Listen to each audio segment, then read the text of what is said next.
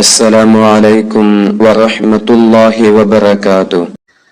സമ്പത്ത് വളരെ വേഗത്തിൽ വർദ്ധിക്കാൻ നമ്മൾ പതിവാക്കേണ്ട ഒരു ദിക്റുണ്ട്.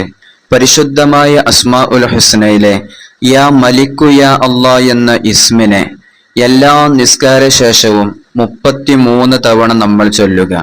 സാമ്പത്തികമായ ഒരു പുരോഗതി ആഗ്രഹിക്കുന്ന എല്ലാവരും യാ മലിക്കു യാ അല്ലാ എന്ന ഇസ്മിനെ 5 വക്ത് നിസ്കാരങ്ങൾക്ക് ശേഷം നമ്മൾ പതിവാക്കുക. സാമ്പത്തികമായ ഒരുപാട് പ്രതിസന്ധികൾ അനുഭവിക്കുന്ന ആളുകൾ, ആ പ്രതിസന്ധികളിൽ നിന്ന് ഒരു രക്ഷ ലഭിച്ച് നമുക്ക് സാമ്പത്തികമായ ഉയർച്ച ലഭിക്കാൻ നമ്മൾ 77 തവണ 5 വക്ത് നിസ്കാരങ്ങൾക്ക് ശേഷവും യാ മലിക്കു യാ അല്ലാ എന്ന ഇസ്മിനെ ചൊല്ലുക.